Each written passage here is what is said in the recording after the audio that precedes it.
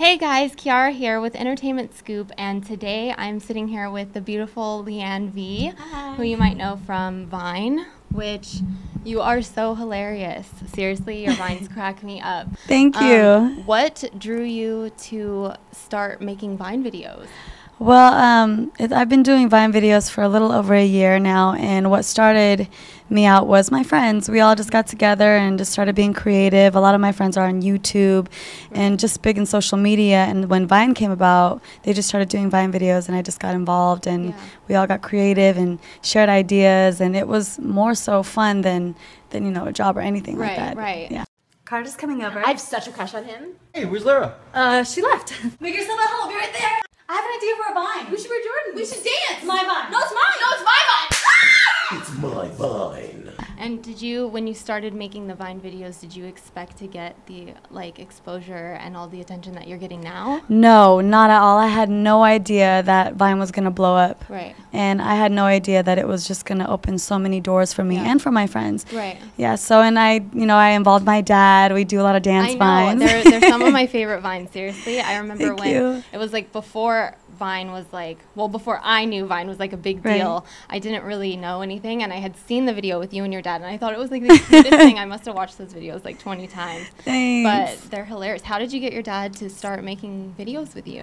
Well, before Vine, my dad, we owned a DJ company in Northern California, and so my dad would always dress up as characters, and I would be the singer, and we would perform at weddings, parties, Filipino festivals, stuff like that. And so it was nothing new for us to do something like that together. So we've been, you know, so you guys doing are just stuff together. Goofy together all the time. All the time. It's so cute. So you get like a lot of support from your family. Definitely. And my mom, like she's a little bit behind the camera. She doesn't like to be, you know, in front of the camera like that. She's a nurse. Okay. And my dad, he's not just a Viner and a professional dancer, but he used to own a nurse registry. He retired and became a pastor, and now he's retired from a pastor. Okay. Now he's part-time Viner / Facebook ministry. Yeah, that's really cute. That's so adorable. Thank you. So out of all of the Vines that you have made up to this day, what would you say was your most embarrassing moment?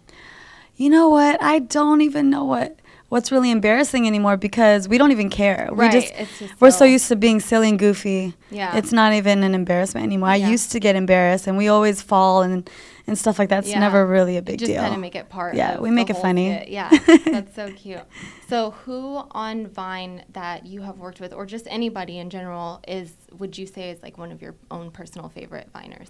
I have a friend, two of them, Daystorm Power. He's been a really good friend of mine way before Vine.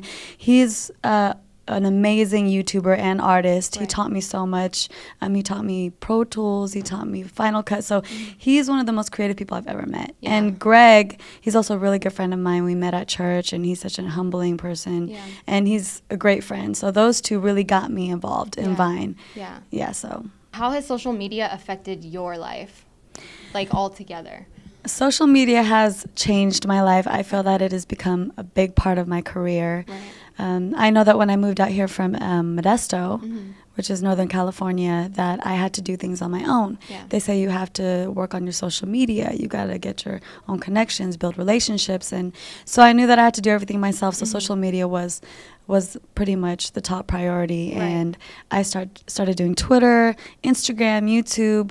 Vine popped it off, and all the followers and the fans and just the supporters overflowed to everything else. And so now so many opportunities like this, you know, are happening, and I get to meet a lot of awesome people and just start building my career. Yo, this is Liane. She's gonna be singing for you today. All right. I love the way. Oh, hell no! Wait, where you going?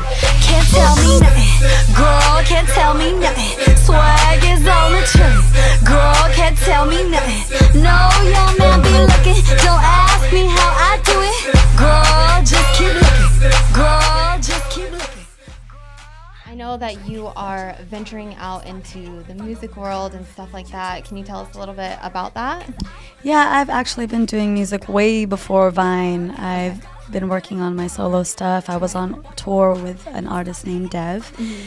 She was with the Cataracts, and I was her backup singer. We were touring all around the world. That's awesome. Such an amazing experience. I've learned so much just watching other artists. And, you know, now I've finally found an amazing team. Shout out Right. to Brand X, Midi Mafia. Yeah, I was going to ask you about them. How is that? working with Amazing. them? And it's funny because I met Bruce Wayne through Daystrom, my friend Daystrom that I just spoke about, Right. at his house. We were vining. And Bruce was like, oh, you do music? Yeah, I do music. Oh, you should come to the studio and vibe out. So we vibed out. And we just started creating amazing content. That's and so awesome. yeah, so we have this song called What You Gonna Do featuring I've heard Problem that. and That's a great Mucho. song. It's so catchy. Thank you. Yeah. Yeah, and we're just building, you know, this project and working on this whole package now, and it's great because I have a team, you know, that actually believes in my vision and wants Yeah. to support me, and they're very talented and Right. just great people. Yeah. So out of like the music industry, who is someone that you would like love to work with? Dude. Well, one of them I'm actually going to work with today. His name is Eric Bellinger, Oh, wow. amazing writer Yeah. and artist. And so he's one of them Yeah. I'm looking forward to working with. Well, that's exciting. Yeah. Have fun with that. Okay, so what would you say your music is about? What are you, I mean, is it just fun and whatever? Is there something that you're like focusing on with your music, your lyrics, stuff like that? Right now, I like to do music that I can relate to, that I feel that's relatable to everyone. That's why I believe my vines or anything that I've ever done and that I put out there, it has to be relatable. Right. You know, and I think that's why Vine stars and just social media Right. influencers are so big, because they're tangible. Yeah. They can be looked at as, oh, I can be like them, Yeah, you know, and it's definitely, real. definitely. So that's what I really want to focus on with my music. I want it to be relatable. I do want it to be fun. I want to have, you know, empowerment for women, really positive, Definitely. you know, music that can empower women. You said that you have always had like a passion for music and stuff like that. Has it been since you were a little girl? Did you do like choir and stuff like that? Like in high school? Was it always something? Yes. Yeah. I've always had a passion for music. You know, Filipino families have karaoke, so Yeah, we're yeah. really big on karaoke. And my cousin was also in a guy group in Hawaii. Okay. And a lot of my aunt and uncles are like singers, or they just perform a lot. And so I've always been around that Right, music. yeah. And my dad also, like, it's just, you know, always been around. I've Yeah. been singing. I had a microphone in my hand when I was like 4 or 5 years old. That's so cute. Yeah. Like your fans from your Vine videos and stuff, are they supportive of like your music as well?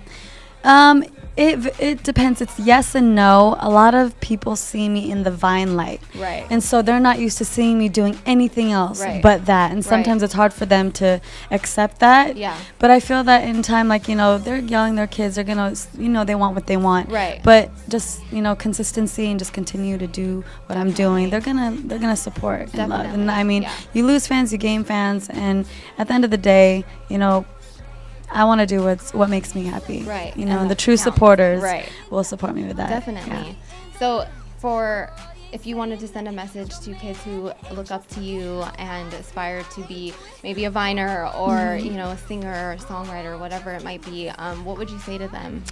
The advice I can give to just the kids, just anybody that wants to succeed in life, is to not care what people think. Of course, you can take in, you know, everyone's opinion, but be smart with what you choose to do, and to not compare your success to others. Everyone's path is different.